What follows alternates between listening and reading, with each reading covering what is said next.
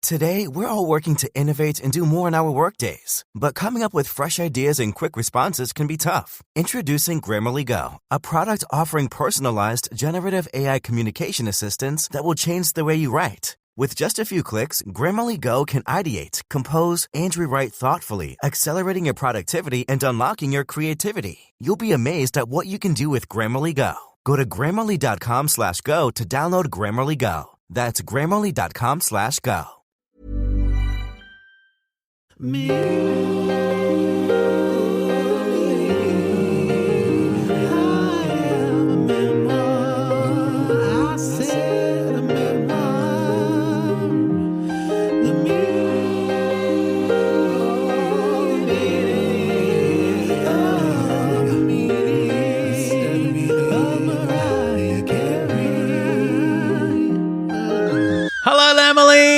Welcome back to me. I am a memoir, The Meaning of Mariah Carey. We are halfway through a book review, which we said we were going to do in one episode, and we did not. We lied.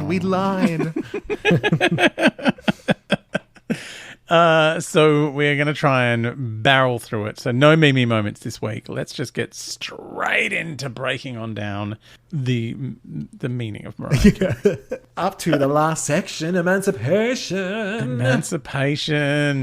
All right, are you ready for my How about that recap? Let's do it. Gistery recap. Yes.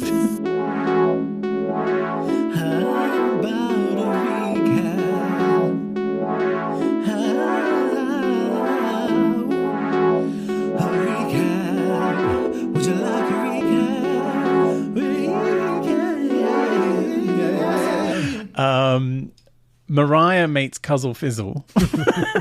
Gets to know all about Nana Della Reese and her many "there will be miracles if you believe." She hooks up with Latin Elvis, who doesn't have a spa, but he does fill a private jet with flowers. She records Emancipation of Mimi, which of course has so many hits. And she hooks up with one of her employees, who's a dancer. Her father passes away amongst gospel and sunflowers. And Mariah gets to act in the movie Precious, where she's forbidden from wearing makeup. Not even blush. Not even blush. She also gets to work with her idol, Aretha, at the Divas concert and saves up her most delicious shade for a regular Canadian. Why is this book more expensive in Canada? That's why. It's like, I want her out of pocket. She drops more names than anyone can imagine, hooks up with Nick Cannon, who she didn't know because she didn't watch TV, and they got married and had twins. And then she tells Michelle Obama all about it. Yeah. Then she'll realise she will not be the same horrible mother she had, so she buys all of the shirts. Oh, so many shirts. So many shirts. Shirts and hits. Yeah, it's the one rule. She said it over and over again. Shirts and hits. Hits and shirts. One thing I did want to put in, but it was like, we'd still be here next Thursday, was the many lists of accolades that you made up for Mariah. Yes. Achievement hairy paragraphs, darling. Because there would be like, this section was like every other page was a list of accolades about, like, one was a whole chapter about the album Emancipation of Mimi. Then there was a whole chapter about the accolades from just We Belong Together. Like 2 chapters later, it's like, oh, remember that single? It was big. Just circling back around to that. Circles, if you will.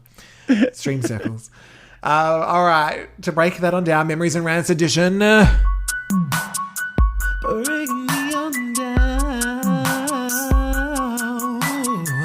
Cousin Vizzy. Got to start with Cousin Vizzy. Which was a really serious moment, and we ruined it. We went crazy because we couldn't speak English because we were tired. I know, it's the whole book, really. Because we record this very late at night. Just us. And it's nearly 8 p.m. Okay, this is actually quite early for us. I feel like we used to start at 9. And as you said... Oh, that's right, because I had classes on Thursday. Right. and Cousin Vizzy quickly turned into Nana Della Reese and some exorcisms. Oh, that's right. She was... Yes. And maybe murdered her child. I don't know. No, she didn't. She consumed him. So... I assume that's what that means. None of that happened. It's like the end of Child Moulin dying. Rouge when old mate who gets his willy out in other movies eats Nicole Kidman. That's consumption. I've seen the movie. I saw the stage show. Does not mean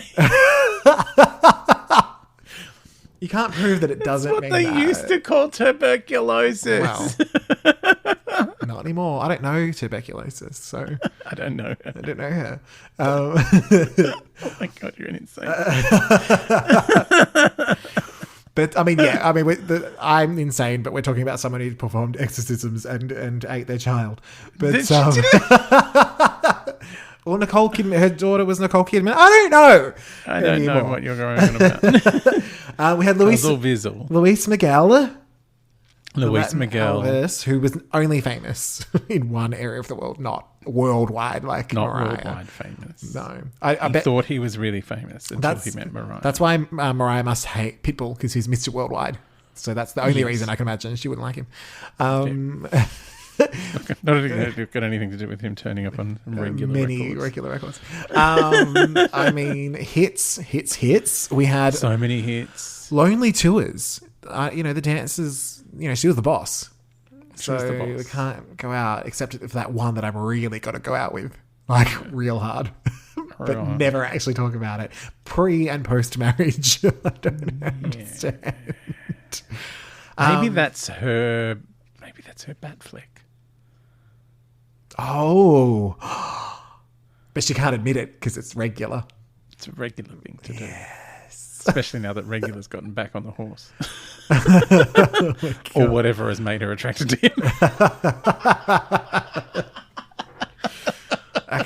It must be. It must be the only thing. And he can only date people with regular names, as we've figured out. Or just the one regular name because that's the one he shouts out during sex and everyone else gets offended. So it's got to be her or the other one. Yeah.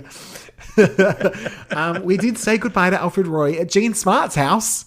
Yes. Which was nice. Like, if you're going to say goodbye to someone, have it be at Gene Smart's house surrounded by sunflowers. Yes. And then reuse them to film your Through the Rain video.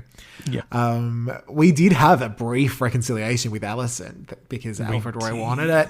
And then, oh no, I forgot. Because we don't really know how that went away. But it was like, I suppose I'll speak to you for just the funeral. Well, I imagine Alison probably didn't, cover herself in glory in that reconciliation. And also Mariah's had a really close relationship with her kids. So yes, I imagine anything that Alison was doing that was untoward would have reached Mariah's ears. True. And she would be like, no, I'm not. I tried that. We don't really know how, whether, Alison might not have even erased them. Like, it's not clear. No. Because obviously at least one of them was living with Patricia. Yes. And Mariah seemed quite close with them, so obviously had a lot of contact with them. And I dare say that was very separate to any existence. But, Alison probably would have, tried to be in contact in and out of whatever she was doing, which I imagine she's still doing. Well, I remember I was like, how had she not moved into that spare room? Like, how had that not happened? We also had, like I said, Precious with no makeup. Awards, darling, all the awards for Precious. I'm an actor now. So yes, all of the awards for Precious. Mariah did some acting and some on the table bottle drinking. Oh, that's bottle right. On the table. She and Lee Daniels had a very splashy affair. Can we talk also about Lee Daniels and Monique making up? Oh, really? Yeah, he came out on one of her gigs and they were like, we're best friends again and we're going to work together. So I'm like, we need her in the Mariah series. Oh, we do. She can play Nana Del Rey. So Addie the Parmesan Nazi. She can be Addie the Parmesan Nazi. Mariah, you need has the range to play Alison. Oh, no. She can play all of them. She can play everyone. She can play Morgan. Debbie Allen. Debbie Allen. Patricia. I want Debbie Allen to play Debbie Allen. Oh, that would be pretty great. Who else can she play? Tommy. Yeah. Oh, she would be amazing. She would be a good Tommy, actually. She'd be good as Snuffleupagus. Yes. Oh, Monique playing everyone in this show is amazing. the Meaning of Mariah Carey. It's like M-O apostrophe. Meaning of Mariah Carey. The divas. All of the divas. We had dresses that we don't want to wear, and then dresses that we gave to someone else because we can't wear green Versace. Who would do that? No, there wasn't. No, the Versace was the one. Oh, it was the one they wear. set up, right? Yeah, the green was some green thing, right? Yeah, some green thing that started googling. The one she and Diana wore were both. Yes, sorry, Miss Ross. Miss Ross. Miss Ross. Call her Miss Ross. Yes, we had the Aretha duet, but no one else was there. No one else was allowed to sing with Not Aretha. even the person who wrote half the songs. No. Poor Carol trying to get in.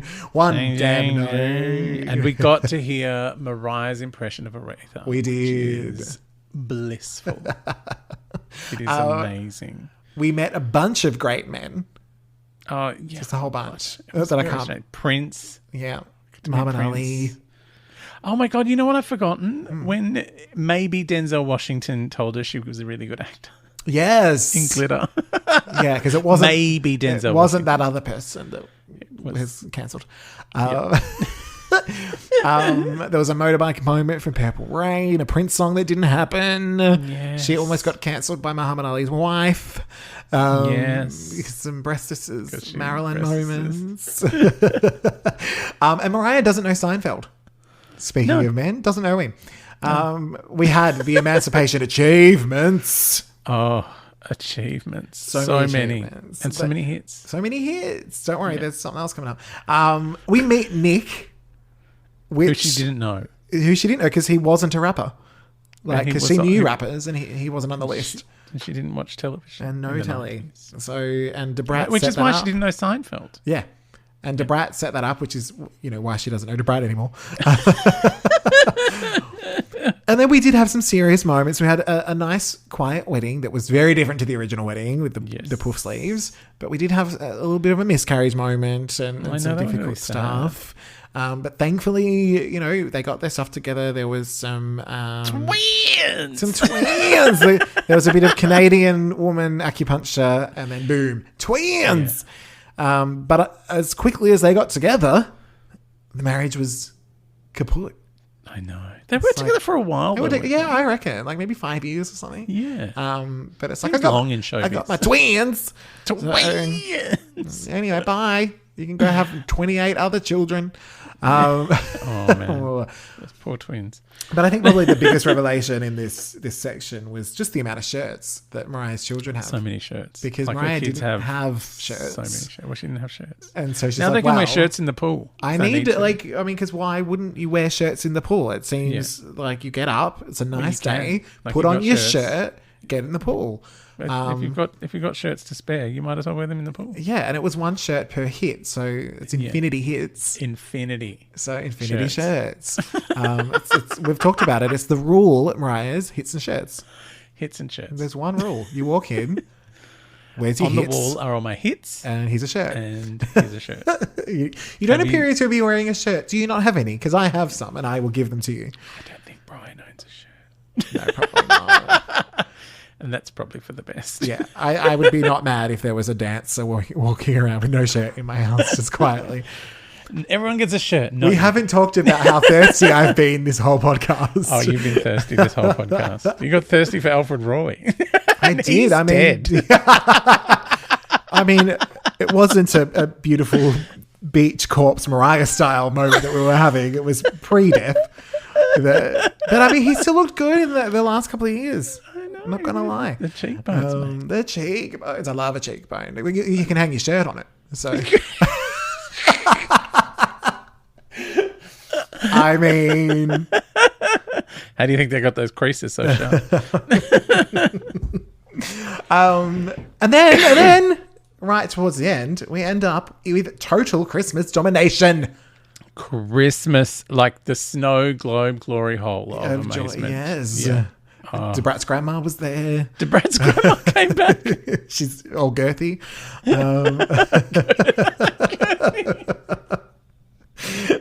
Girthy Brat. We love her. She was that was a given name, Girthy Brat. Girthy was her, Brat was her maiden name. Girthy Brat. Because Mariah, as you said in the recap, like Mariah, I'm not going to do what my mum did. I'm going to make my kids' life awesome, and that includes Christmas, the Lamely, Girthy Brat. Girthy Brat. That's what you say at the deli. I'll have the Girthy Brat. You need that Girthy Brat in. Yeah. Oh, God. Some spicy Girthy Brat. Girthy Brat. And of course, Mariah's like, don't worry, I entered, all of the decades and began all of the decades at number 1. Yeah. Even though I don't know what that is. Don't know what a decade is. Yeah, what is a decade? Don't understand. But what even is a decade? But I nailed it. All right. Meatiest moment for this section. Meatiest moment. I'm kind of torn with the meaty moments. Okay. Like, there are so many. But I think it's either telling Michelle Obama about the twins.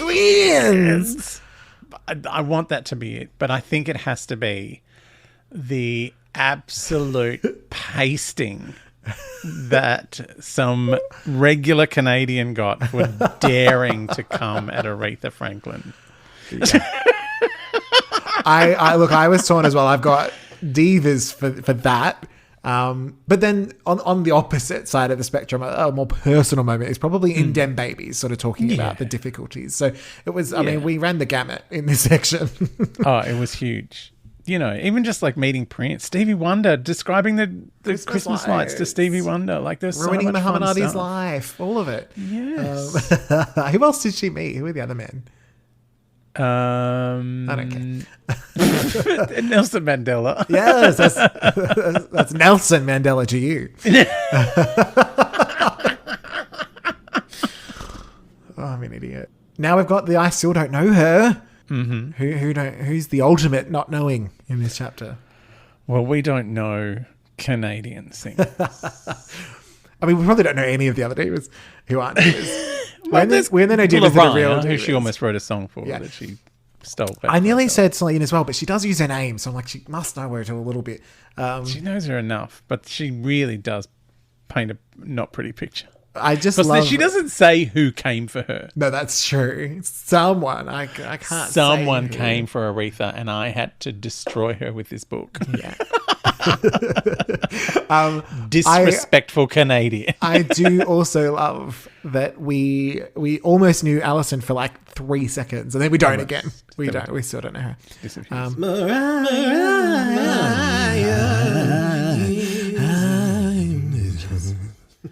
Mariahisms. Ultimate Mariahisms for this chapter. I don't inhale directly. The vocal cords, darling. Oh, yeah, that's right. The blowback purple. I only wish Princess Di lived long enough to have Instagram. That's amazing. That bundle of paper scraps was more validating than all my awards and Quincy Jones's combined. And Quincy Jones.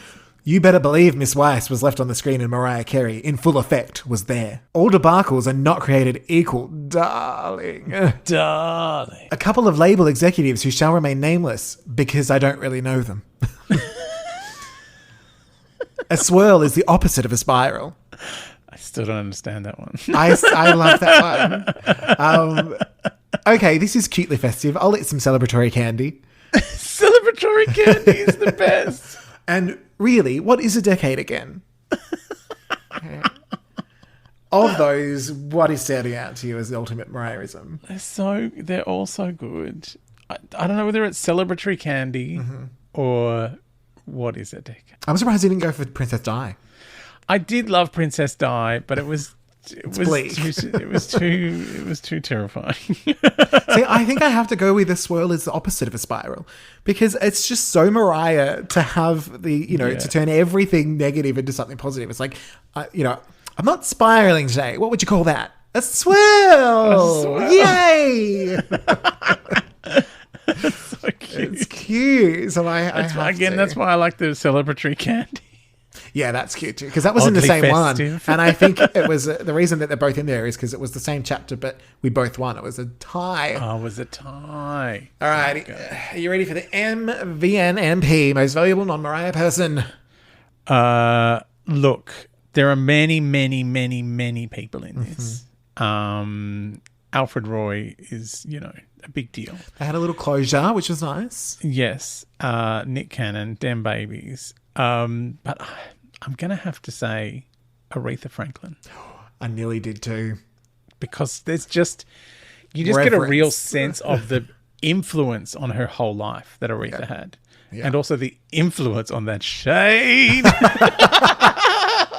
Yeah, I think she might have gotten some tips from Aretha when they're at the back cutting up the wigs. Yeah.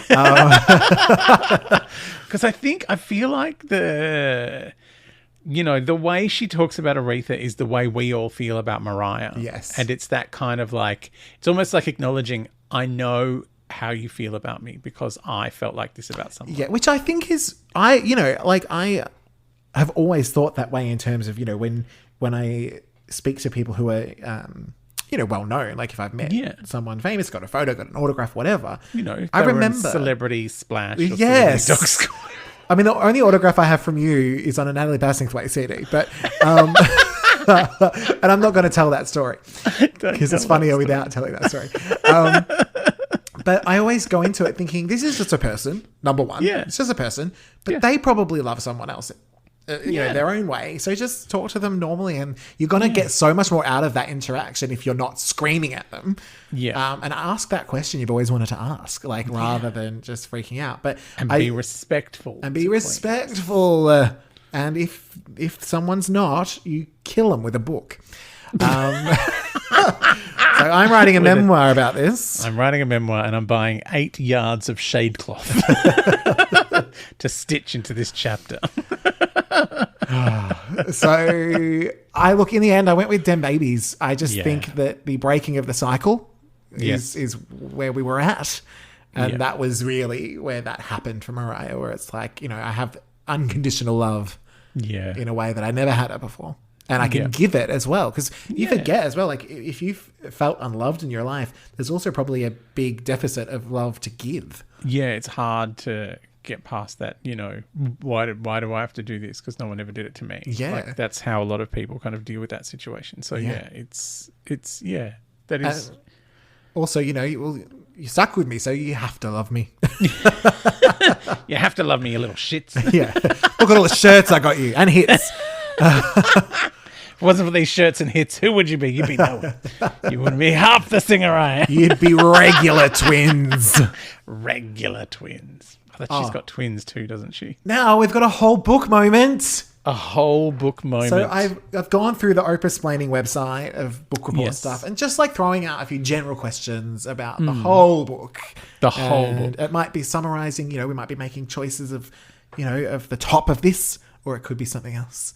So, favorite or funniest moment in the book? Oh, I've got to say Celine Shade. Is still my favourite moment. It was pretty epic. And I think we celebrated it so much by watching the show. Because we watched it straight after. Yeah. And we got to see, and also because it was such a memory for me watching that concert and just going, the fuck is that bitch doing? Yeah.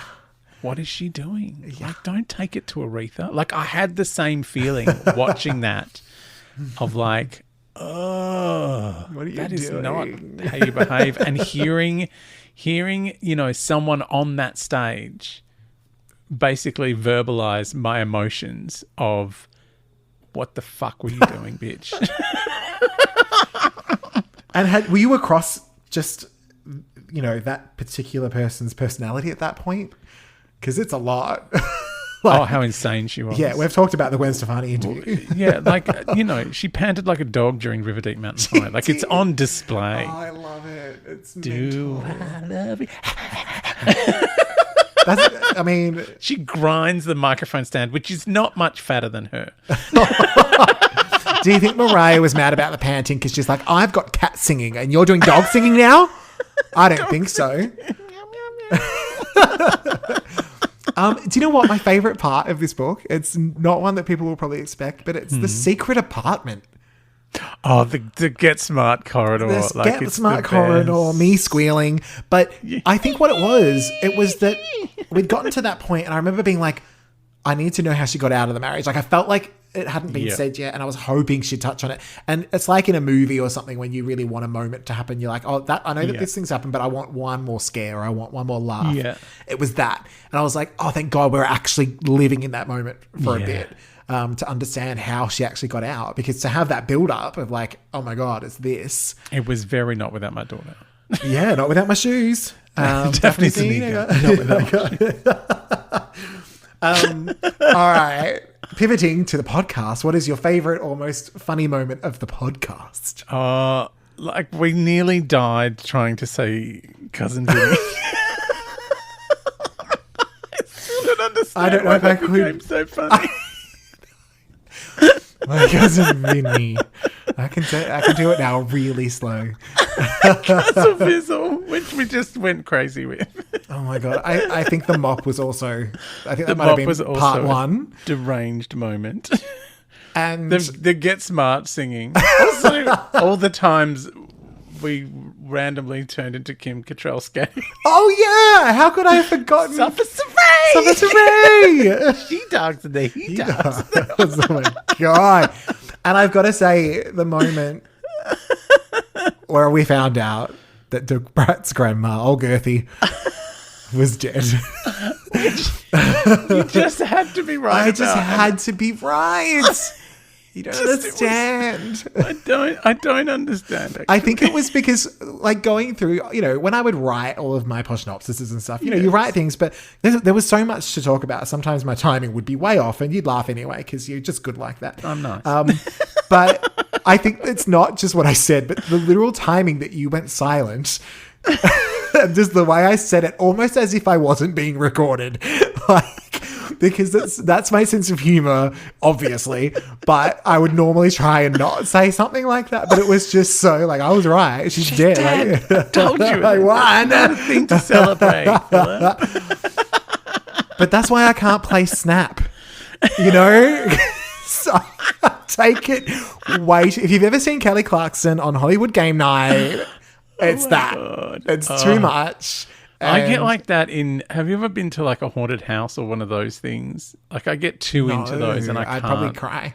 I can't cope because I went with my friend Peter to one on the Gold Coast, and there was this room you went through. It was all like lasers, and you had to dodge the lasers, and if you broke the laser, like, it felt like you were getting shot. It was just like a jet of air came out of a hole in the wall. But I just was stuck because I'd gotten shot 4 times because I was fat. And I could barely move 2 centimeters. It was like when I was like fully 140 kilos. So I could barely move 2 centimeters without triggering any of the lasers. So I just stuck in this weird position with my arms and legs everywhere, just crying and laughing, going, I can't get shot again. Go on without me. So I understand getting way too into things, and you're just like, what even is this? I mean, I don't like football. Like, I've never enjoyed it. No. But if I go to a game, I will pull my hair out. I will be screaming, and oh my God. And I go from 0 to 100. Like, I will be murdering other people's grandmas. Yeah. To prove that she's not dead. Well, I'm going over there and sorting that out. Yeah. Right. Is that to Brad's grandma I see? I don't think so. All right. What was the most shocking moment in the book? Look, I think the dandelion tea was shocking. The knife was shocking. I'm going to say, like, this is a weird thing to say as a shocking moment, but finding out the truth of what happened after that broken crockery, because there had been so much conjecture, and I was led to believe very different things from the reporting around it. So actually getting Mariah's side of the story and finding out that she went to, high security, mental health facilities against her will, was locked up and, nearly mopped to death. But thankfully she sang a few show tunes. and we're all good. Oh, God. But I think that part in particular, the fact that it wasn't just one spa. No, it was like and ongoing, like calling the cops, like just the whole situation. And that's the kind of detail that I like. Like, I want that when, especially if I really am into a particular artist. It's like, I want to know, like, what was going through your head in that moment? Like, and like you said, reframing it, that it's not just, Mariah was crazy. It's like, well, maybe I was a little, but here's why. Yeah. And it was a mental health sleeping, thing. so I was not well, but, this wasn't helping. My mother turning up at my door saying, why haven't you made the video? And it's like, are you not meant to be protecting me from these people instead of coming around and making me work on when I'm quite clearly exhausted? And it wasn't like, the diva has a fit. It was, no, this is like some deep-seated stuff that I've been dealing with. Calling the cops was too much. On your own children. Like, right? And she did it a lot. Many times. I'm a white woman in trouble. Such a Karen. Such a Karen. Karen Trisha. I think for me, like, listening back, probably the most shocking moment, just in terms of like this is not an experience that I have ever had, is 8th grade. Oh, the racism. The racism, and hearing it back again, like Mariah saying it again, and it felt like she was there in that moment, repeating it. Just that whole thing. I feel like she exercised a lot of demons in that first section. Like, like, here's my very damaged childhood. And it really explained a lot of the later stuff. Yeah. And also, like, it explains the insane behavior of, like, I'm wearing a glamorous gown in a swimming pool because it's like, because my childhood was, in a house with a man in a shack with a shotgun that was going to cut us up and put us in the freezer. Yeah. And it also sort of legitimizes her, all of the stuff she talks about, like Christmas and festiveness and unicorns and butterflies. Like, it all has meaning, even though there are probably other sides to her personality. It's not she's not putting on it's not a fake front. No, she's like genuinely into these things and just likes to play it up because she's a performer, darling. Yeah. And also it's an escape from the, it's kind of, it's all imagery of escapism and trying to get away from the gritty reality. Why wouldn't you want to live in Christmas land? Yeah. She's not going to put a picture of a tea bag on her cover. Oh my God. See, now, again, the thirstiness is just thinking about tea bagging. What do you think was the biggest surprise in the book? The biggest surprise in the book? Like, having gone in, pre-listening, maybe having thoughts of, it might be this, it might be that. What was it that... Well, I think Debbie Allen. Yeah. Coming and teaching how to walk in shoes. Luminous breasts. I think how awful Tommy was a surprise. Like, I thought, he's not going to come off well because I've listened to her songs, and I know he's a bad person. Yeah, she's still dealing with the side effects. But I think there was a lot more coercive kind of abuse going on there than I think anyone realized. Like, that was a fully abusive relationship. Like, she was, he had so much control over her. He was also her boss. Like, and a weird kind of father figure. It was it was very ugly, and it's weirdly uglier than I thought it was going to be. Yeah. And I thought it was going to be ugly. See, I feel like my biggest surprise is probably how honest she got. Like, going into it, I was like, this is going to be fun. And the surprise was, oh shit. Like, we made it fun, obviously.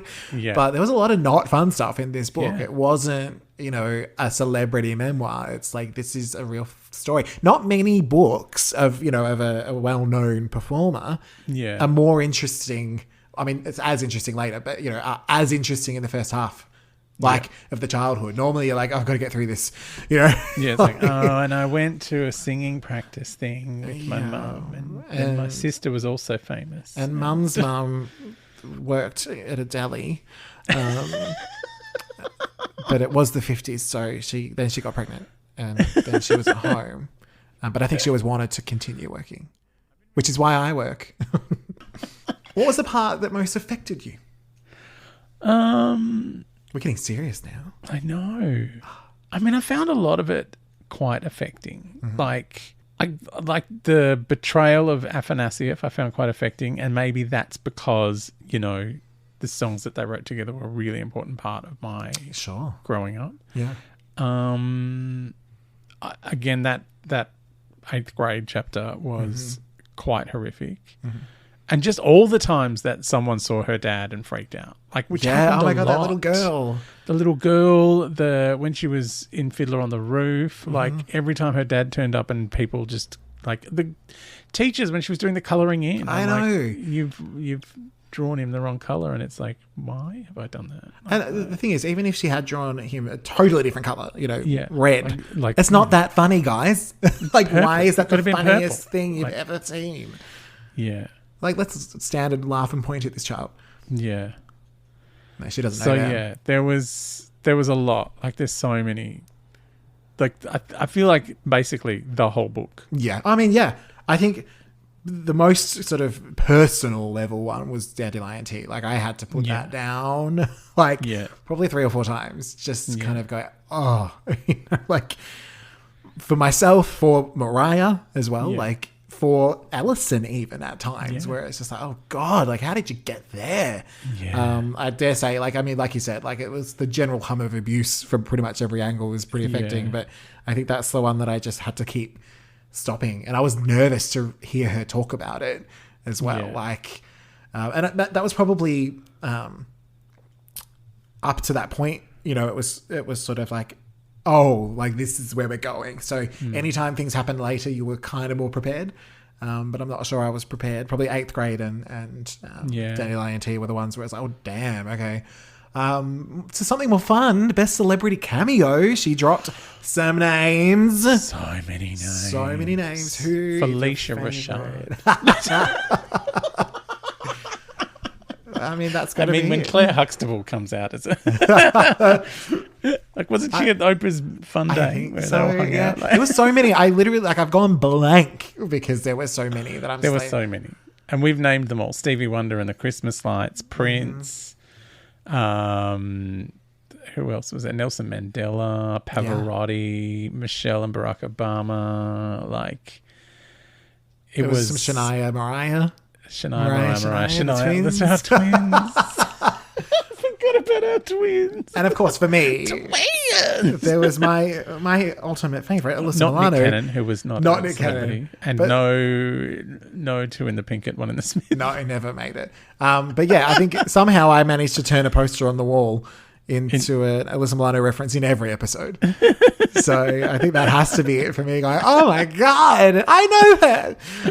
I mean, there was the whole Marilyn thing. Yes, Farrah Fawcett's house. Yes. There was so much. So many. Loved it. Even those hilarious girls on what was that weird show she used to watch in the afternoons? The kids show. I don't remember that one. Now we've touched on this a little bit, but we had some nicknames in this podcast. Mm-hmm. So I'm going to throw some at you, and let me know if I forget any, but to pick a favourite. So we've got Mariah Ean, Addie the Parmesan Nazi, Nana Della Reese, Cuzzy Vizzy, Morgan. That is how she said it the first time. It is. There's a sigh. Piggy Patricia.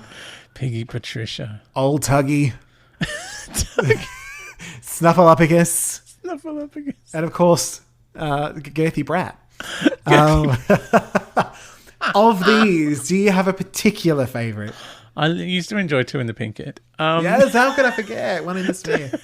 And Oprahsplaining probably isn't really a nickname, but we'll throw it in there. Believe. Well, and there's the ultimate, I don't know her. Yes. Another female entertainer. That's not one of our nicknames. That's one of Mariah's. No, it's Mariah's. Ours is regular person. Regular. Look, I've got to say, of all the nicknames, I think regular as being a word that described a particular oeuvre of behaviour in this novel. This memoir. So I'm going to go with regular as my favourite nickname. Look, it's good. I think I have to go with Addie the Parmesan Nazi because I just didn't think that would stick. And She just kept she kept coming back. You left out Bishop's sister Mary Clarence Diane Keaton. Sorry. I knew there was more. There's so many. People are going to come back and like, this one and this one and this one. Now, we probably touched on this a little bit during our favourite podcast moment, but do you have a favourite co-host moment? A favourite like moment that you did? Yes. Cuzzle Vizzle. Yeah. I think for me, it's your many posh synopsises. Posh naptions. A posh naption. A posh naption. Posh naption. The mop is up there. The mop. My favourite moments are usually the parts that I don't hear when I'm talking or when I'm reading. Yeah. And then I go back and listen to the episode once it's edited and I go, oh my God, you said that? Do stealth jokes. How has your view of Mariah changed since reading the book? I think I understand her a lot more. I mean, I already kind of, had a fairly decent insight, but yeah, I feel more affinity for her younger years because like my own were quite, difficult. Mm-hmm. And seeing her kind of out the other side and triumphant. Get him. Almost time. I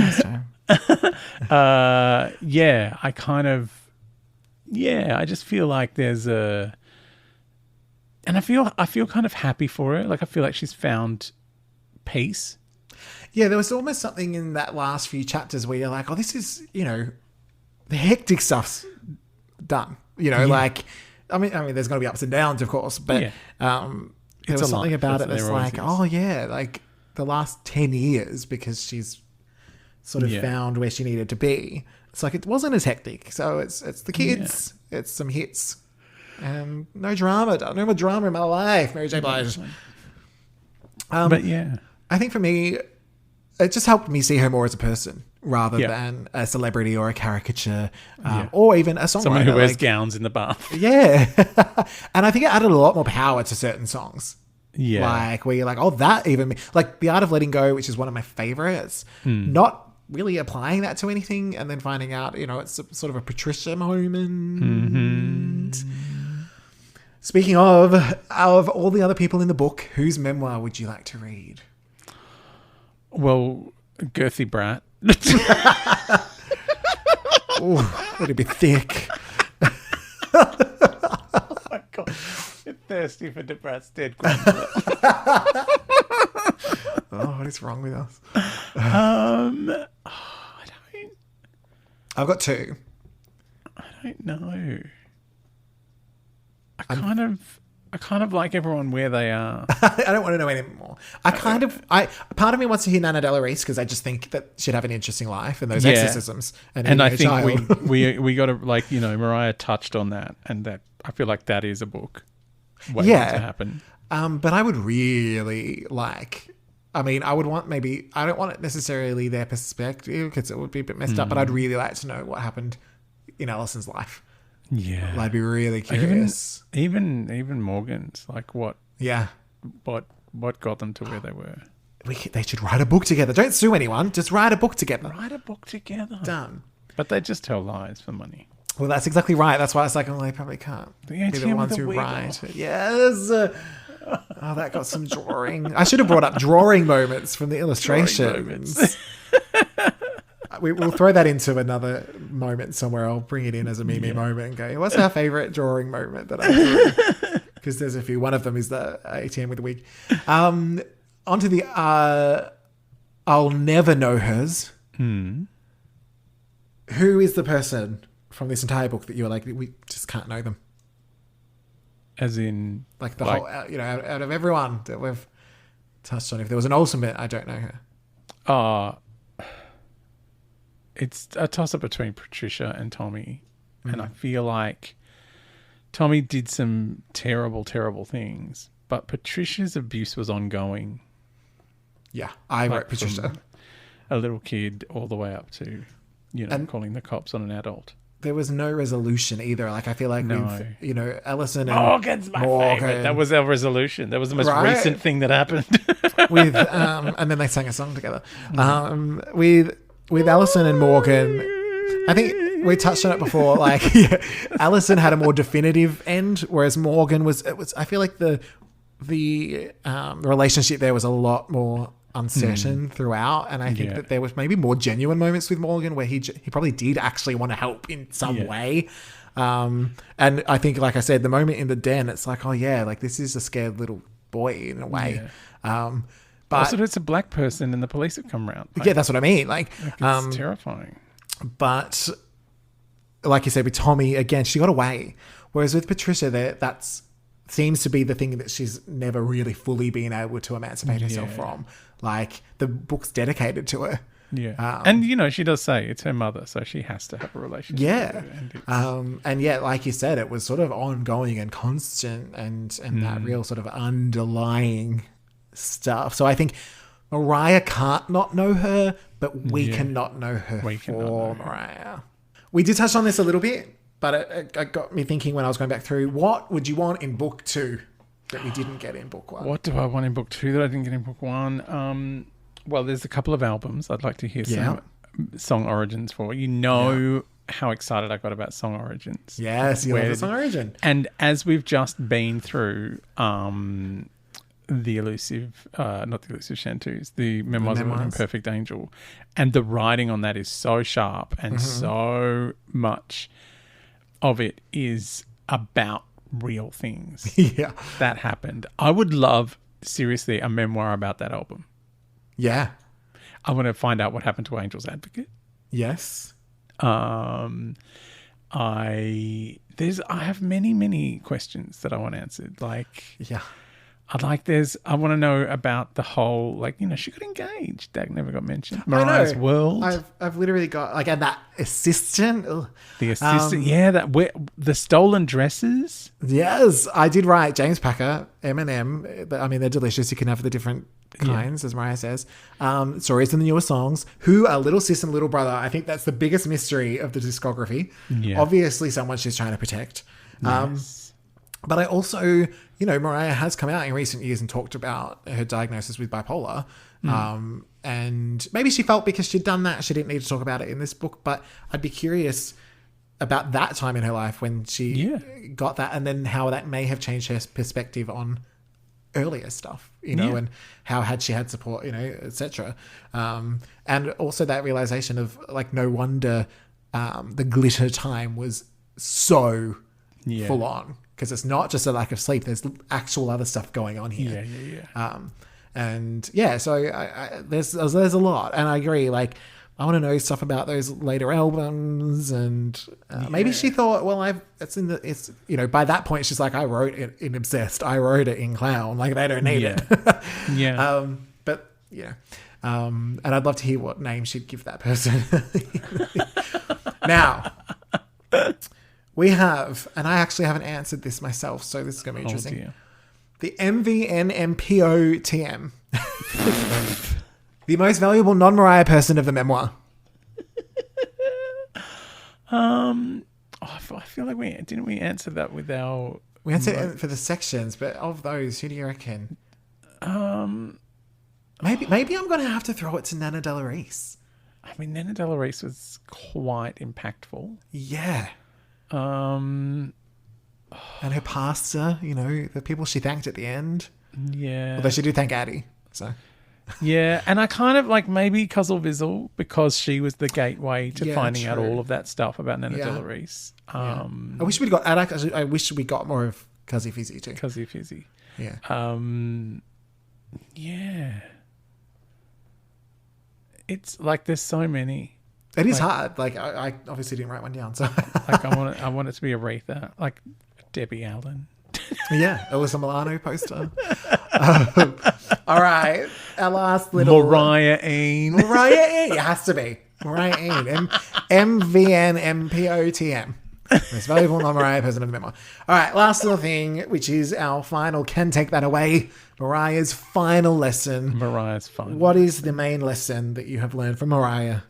That you don't have to repeat the horrors visited upon you by your parents and other members of your family. And other recording artists that are female.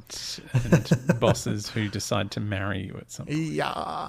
I pretty much said the same thing, breaking the cycle. Like, Yeah. I think from Mariah's perspective, the lesson is probably faith. I would say is probably the thing that she's sort of leaned the hardest on. I will say, in just a slight criticism of Mariah's behaviour, that maybe a lesson she hasn't learned is that because you're someone's boss, you maybe shouldn't get into a relationship with someone. That's probably why she hasn't said anything. But anyway, Jesus. Like, I feel like we need to actually, I think we need that in Memoir too. Yeah. Yeah. I think we need We need the Angel's Advocate version of this book. Yeah. The remix with all the features. Because I want to, like, Can I want we to do know how that? she navigates with Tanaka. That's something we could an get employee. is the features version of this book where like other people write the same chapters. Brat from writes different about going for perspectives. chips. Yes. Morgan writes about taking her to those lovely spas. Yes. Brat's grandma writes about being dead. It'd be wonderful. The girthy Brat chapter. Girthy, yeah. Oh, my favourite. I'm never going to go to the deli and think the same ever again. Girthy Brat.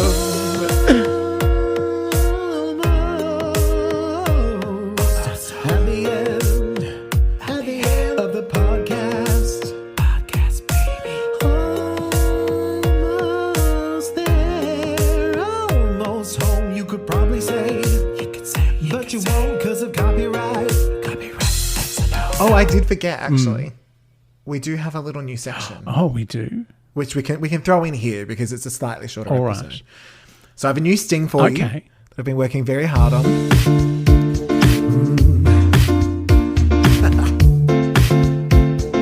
Make it happen. Oh, isn't it great? Oh, I love that new one. Is it? Yeah. It's so good. So it's a little make it happen moment where we thought we'd actually tell the Lamely what the hell we're doing. Oh, cool. That's an awesome idea. Right? So you have some hard quiz tour business going on. Tell us. Oh, yes. Hard quiz, I think, is in Sydney in June or July. June, round about then.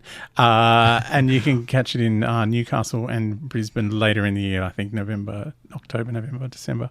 Also, if you're in Australia, you can catch me on Celebrity Letters and Numbers on Saturday night, which you can watch on SBS On Demand during the week if you want to really catch up with me being able to spell and do maths. Some other celebrities are not so good at that. But what have you got going on? Oh my God, too many things. So what have I got? I've got a new song out called The Monster. The Monster and a video clip. And a video's coming. It's probably got to be out by the time you hear this. So go and check that out under Possible Prince X on Spotify and where else? All of the Apple Musics, the Deezers, the YouTubes, pretty much everywhere. I love the Deezer 360. It's heaven. So yeah, I'd love everyone to follow and have a little listen. The 3 singles out now. Oh, wow.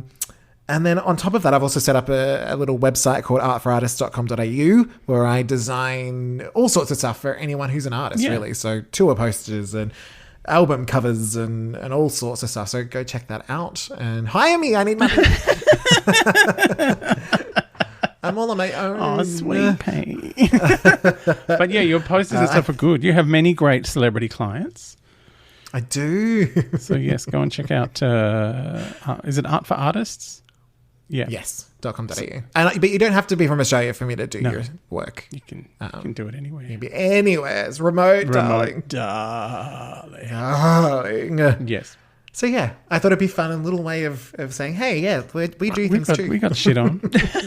Yeah, we're very busy. Very busy. Twiddling our thumbs, crying in the shower. Bye, Lamely. Bye.